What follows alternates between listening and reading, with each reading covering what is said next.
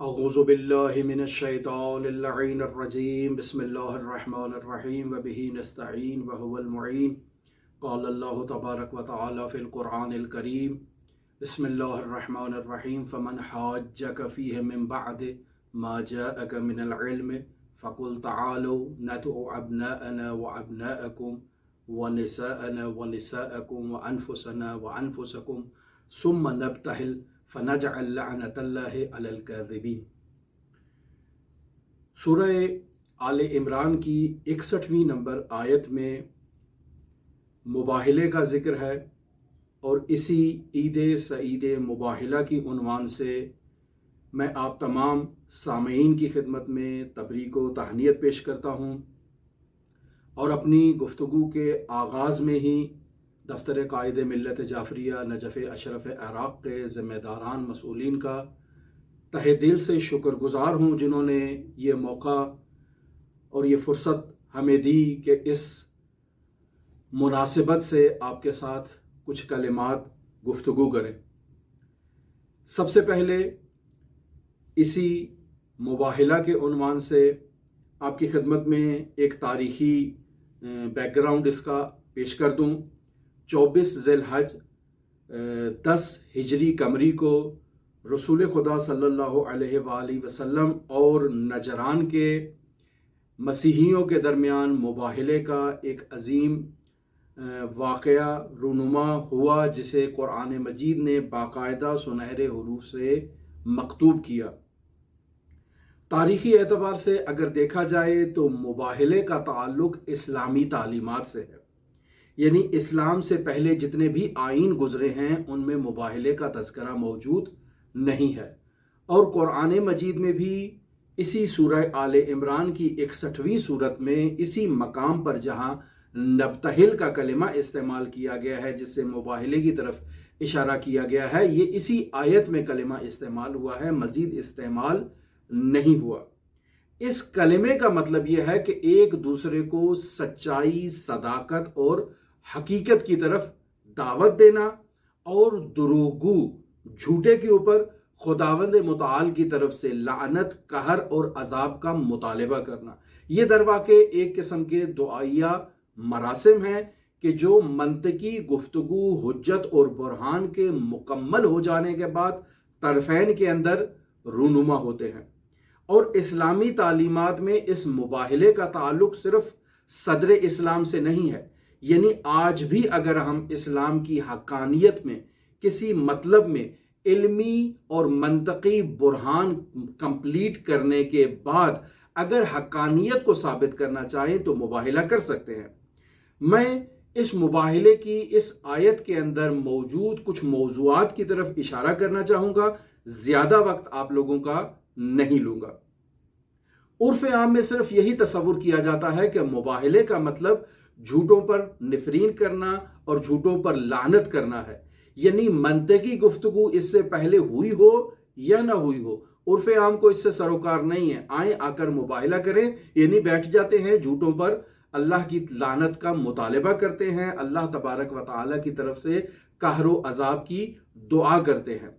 جبکہ ایسا نہیں ہے۔ اسلام ایک منطقی آئین ہے، یعنی بعض لوگوں نے تاریخ اسلام کو مسخ کرنے کی کوشش کی، اور یہ کوشش کی کہ اسلام کو ایک خشن، شدت پسند مذہب متعارف کروایا جائے، ایک ایسا مذہب متعارف کروایا جائے جو صرف اور صرف تلوار کے زور پر پھیلا ہے، یعنی اس آئین کا برہان اور منطق سے کسی قسم کا کوئی تعلق نہیں ہے، جبکہ حقیقت ایسے نہیں ہے۔ رسول خدا صلی اللہ علیہ وآلہ وسلم نے اسلام کے آئین کی تبلیغ کا آغاز ہی منطق اور برہان سے کیا، اور باقاعدہ دعوت ذوالعشیرہ میں اپنے اقربا کو دعوت دی، اطعام کی دعوت دی، انہیں کھانا کھلایا،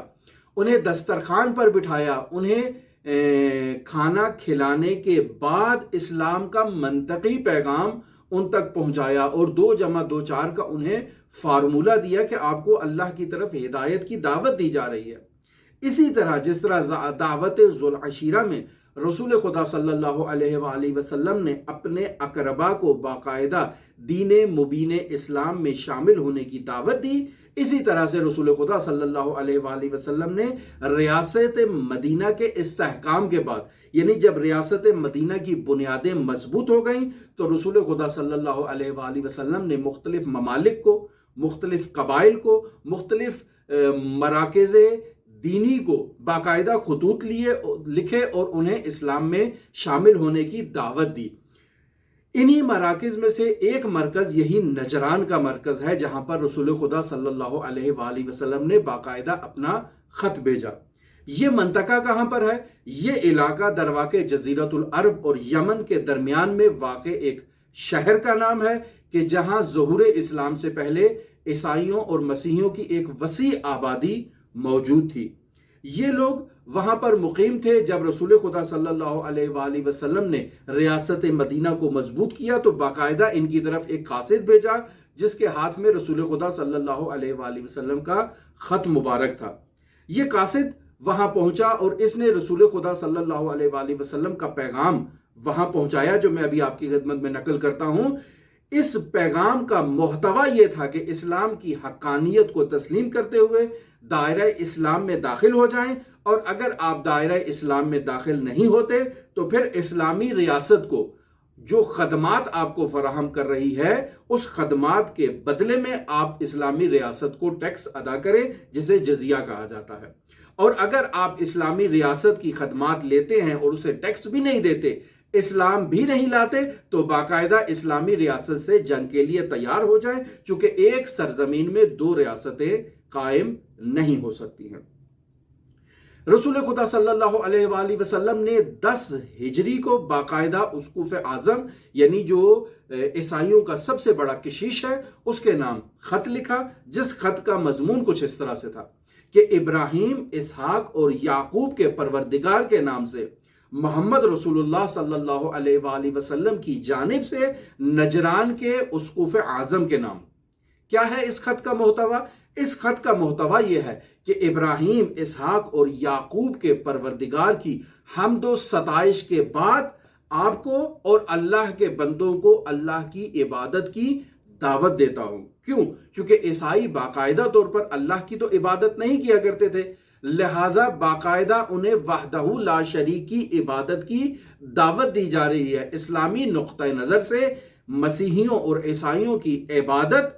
وحدہ لا شریک نہیں ہے،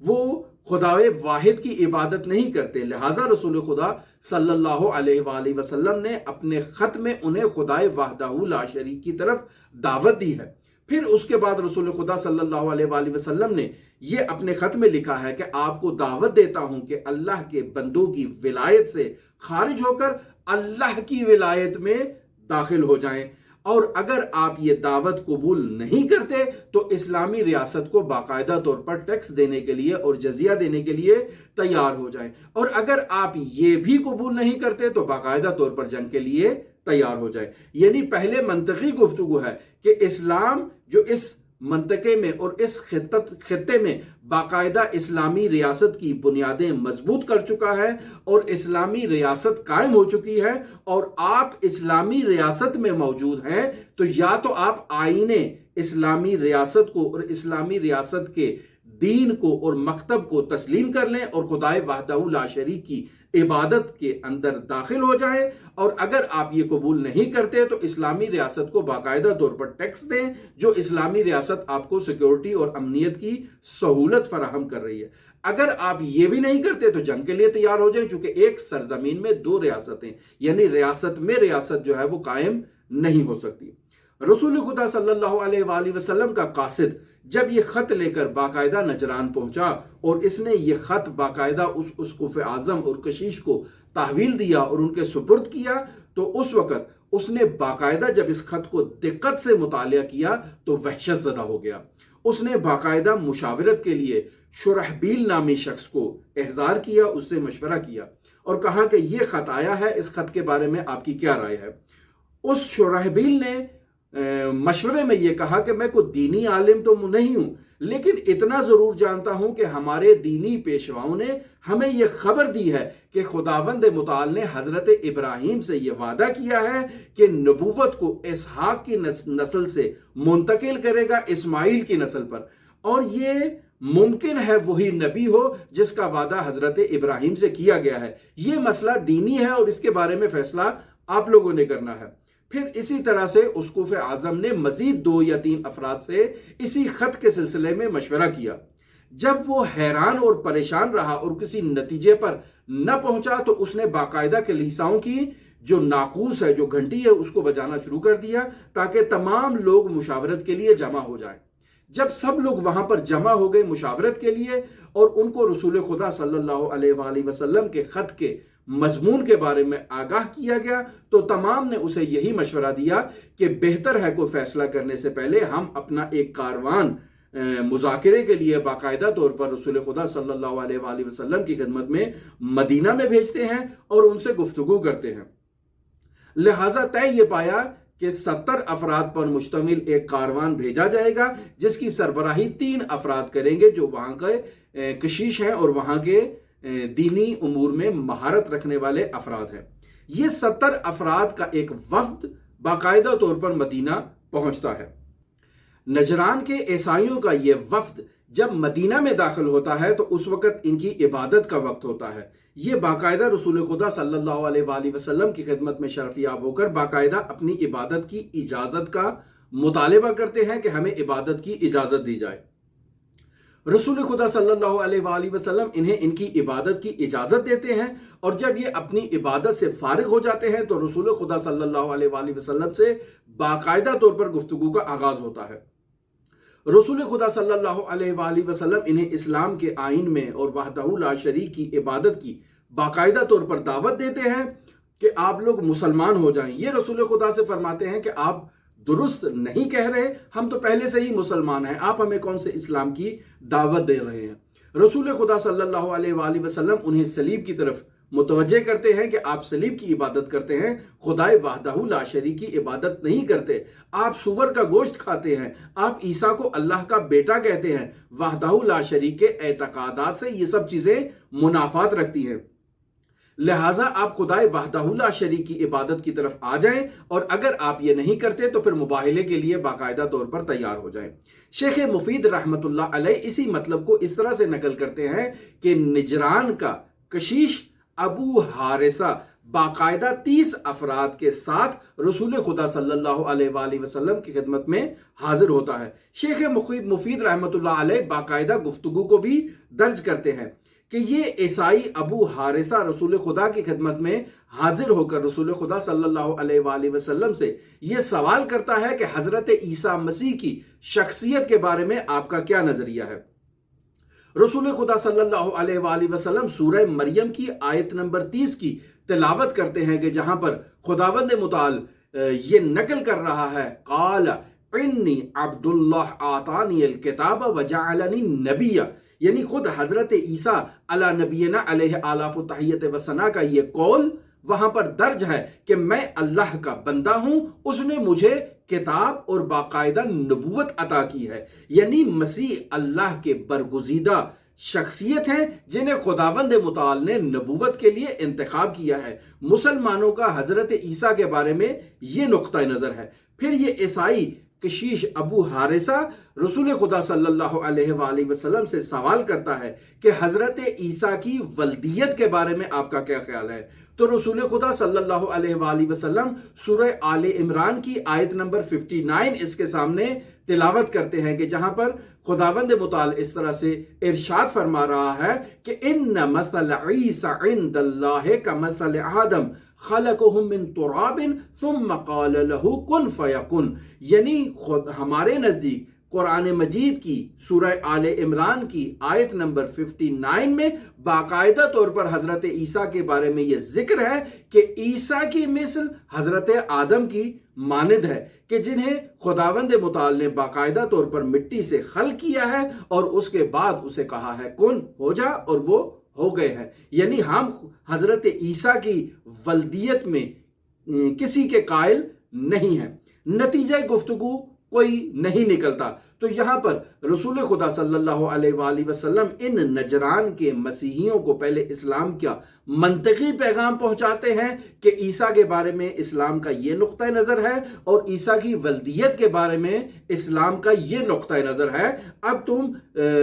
اسلام کے دائرے میں داخل ہو جاؤ۔ یعنی باقاعدہ صدر کا مظاہرہ کیا گیا، باقاعدہ منطقی گفتگو کی گئی، باقاعدہ انہیں قائل کرنے کی کوشش کی گئی، لیکن جب منطقی گفتگو کسی نتیجے پر نہیں پہنچی اور خصم مخالف نے باقاعدہ طور پر ہٹ دھرمی کا مظاہرہ کیا تو رسول خدا صلی اللہ علیہ وآلہ وسلم نے انہیں مباہلے کی دعوت دی، جو باقاعدہ طور پر اسی سورہ آل عمران کی آیت نمبر 61 ہے، جس میں خداوند متعال اس طرح سے ارشاد فرما رہا ہے فَمَنْ حَاجَّكَ فِيهِ مِنْ بَعْدِ مَا جَاءَكَ مِنَ الْعِلْمِ، یعنی علم آ جانے کے بعد جب یہ محاجہ کریں اور ہٹ درمی کا مظاہرہ کریں، فَقُلْ، تو آپ اے رسول ان سے کہہ دیجئے، کیا کہہ دیجئے کہ تعالو ندعو ابناءنا و ابناءکم، آؤ آپ اپنے فرزندوں کو لے آؤ، ہم اپنے فرزندوں کو لے آتے ہیں، ونساءنا و نساءکم، ہم اپنی عورتوں کو لے آتے ہیں، تم اپنی عورتوں کو لے آؤ،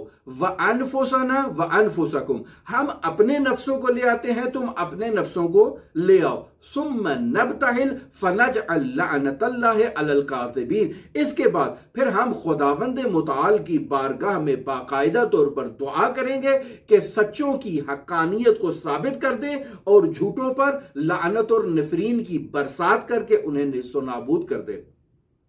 نجران نے اس مباہلے کو ایکسپٹ کیا اور بعد میں آپس میں مشاورت کی، آپس میں شور کیا، آپس میں گفتگو کی کہ رسول خدا کا ہم نے مباہلہ تو تسلیم کر لیا ہے، لیکن یہ طے ہے کہ اگر یہ مباہلے کے دن اپنے خاندان کے افراد کے ساتھ، اپنے اہل بیت کے ساتھ اگر مباہلے کے میدان میں آئیں گے تو یہ سچا نبی ہے، اور اگر یہ اپنے اصحاب اور اعوان اور انصار کے ساتھ آئے گا تو اس صورت میں ہم مباہلے کے لیے تیار ہیں، چونکہ کوئی بھی اپنے اقربا کو ایسی محفل میں نہیں لے کر جاتا مگر یہ کہ وہ واقعاً صادق ہو اور واقعاً صداقت کا معیار ہو۔ یہاں پر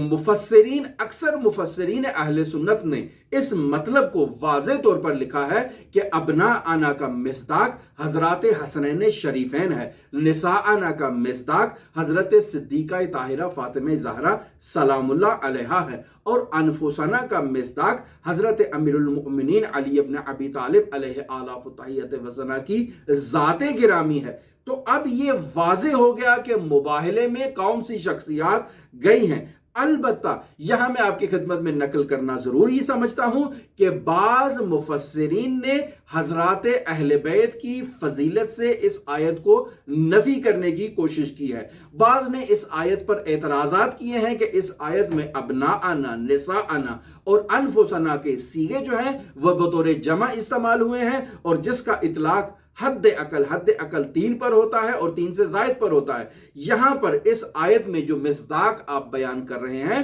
وہ 3 سے کم ہے، لہٰذا جمع یہاں پر صادق نہیں آتی ہے، جبکہ قرآن مجید میں جمع کا کلمہ واحد پر بھی استعمال ہوا ہے۔ تو یہ کیسی آپ دلیل دے رہے ہیں کہ جو بالکل منطقی نہیں ہے۔ میں اس آیے مباہلہ کے اہم ترین موضوعات آپ کی خدمت میں اختصاراً پیش کرتا ہوں۔ سب سے پہلا موضوع مباہلے میں منطقی گفتگو ہے، یعنی پہلے آپ برہان منطقی گفتگو کو کمپلیٹ کر لیں، اس کے بعد مباہلے کی نوبت آئے گی۔ دوسرا، اس آیے مباہلہ سے یہ مطلب بھی واضح ہے کہ سچوں نے جھوٹوں کے مقابلے میں جانا ہے، سچوں نے جھوٹوں سے مباہلہ کرنا ہے اور انہیں خداوند متعال کی نفرین کا مصداق بنانا ہے۔ تو یہاں اس آیے مباہلہ سے یہ مطلب بالکل واضح اور شفاف نکل آتا ہے کہ مباہلے کے میدان میں جتنے افراد بھی گئے تھے وہ سب کے سب صادق تھے اور سچے تھے، اور ان کی صداقت آپس میں بالکل مساوی تھی۔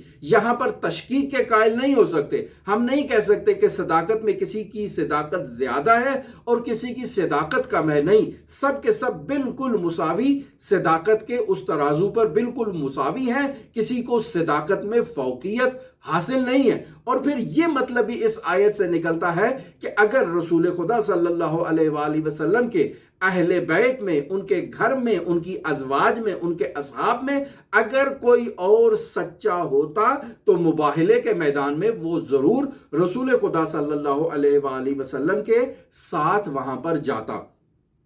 دوسرا، اس نص قرآنی سے یہ مطلب بھی واضح ہوتا ہے کہ حضرات حسنین شریفین حضرت رسول خدا صلی اللہ علیہ وآلہ وسلم کے ابناء کا مصداق ہے اور رسول خدا صلی اللہ علیہ وآلہ وسلم کے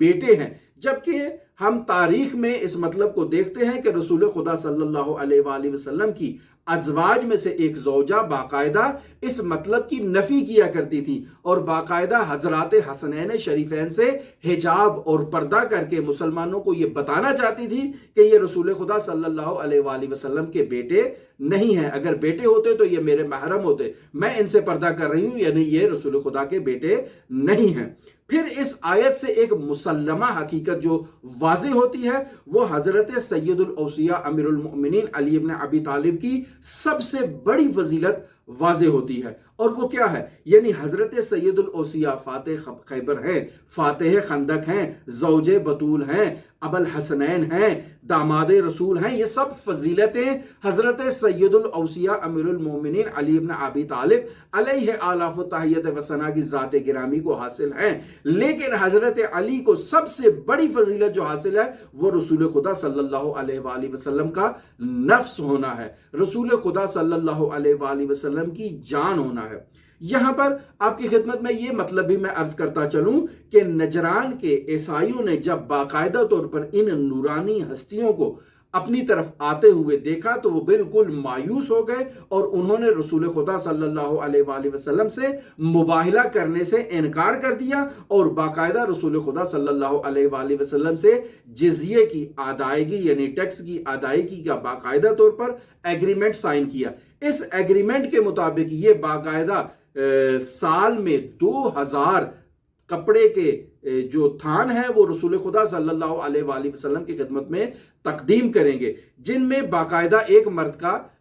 لباس تیار کیا جا سکتا ہے۔ اس کی ایگریمنٹ کچھ اس طرح سے تھی کہ 6 یہ سال کے اول میں دیں گے، یعنی 6 ماہ میں یہ 1000 دیں گے اور پھر 6 ماہ گزرنے کے بعد یہ مزید 1000 دیں گے۔ بعض لوگوں نے، مورخین نے یہاں پر تعداد یہ بھی ذکر کی ہے کہ 2000 حلہ کے علاوہ طے یہ پایا تھا کہ 30 زرہ بھی دی جائے گی، 30 نیزے بھی دیے جائیں گے، 30 عدد گھوڑے بھی دیے جائیں گے، 30 عدد اونٹ بھی دیے جائیں گے، یہ بھی طے پایا۔ میں آپ کی خدمت میں اس مباہلے کے ایک دوسرے پہلو کو بھی ذکر کرنا چاہوں گا اور وہ آداب مباہلہ ہیں۔ آداب مباہلہ میں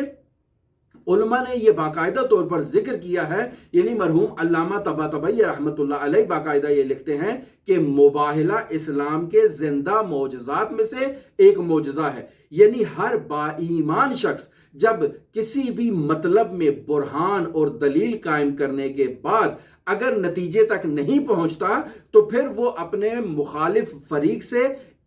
باقاعدہ طور پر مباہلے کا مطالبہ کر سکتا ہے۔ مباہلے کی شرائط کیا ہیں؟ مباہلے کی شرائط کچھ اس طرح سے ہیں کہ باقاعدہ 3 دن تک وہ با ایمان شخص جو اپنے مخالف فریق سے اسلام کی حقانیت کے کسی مطلب کے اوپر مباہلہ کرنا چاہتا ہے تو اسے چاہیے کہ 3 دن باقاعدہ طور پر وہ اپنے نفس کی اصلاح کرے اور 3 دن روزہ رکھے، پھر مباہلے کے دن باقاعدہ طور پر وہ غسل کرے اور طلوعین کے درمیان وہ اپنے فریق اس مخالف فریق کے ساتھ باقاعدہ طور پر صحرا میں جائے اور باقاعدہ طور پر مباہلے کی دعا کو پڑھے۔ میں انہی کلمات کے ساتھ اپنی گفتگو کو ختم کرتا ہوں اور ایک مرتبہ پھر آپ تمام سننے والوں کی خدمت میں اور تمام دیکھنے والوں کی خدمت میں عید سعید مباہلہ کی مناسبت سے تبریک و تہنیت پیش کرتا ہوں اور دوبارہ دفتر قائد ملت جعفریہ نجف اشرف عراق کا میں شکر گزار ہوں جنہوں نے یہ ہمیں اس عید سعید مباہلہ پر یہ موقع دیا کہ آپ کے ساتھ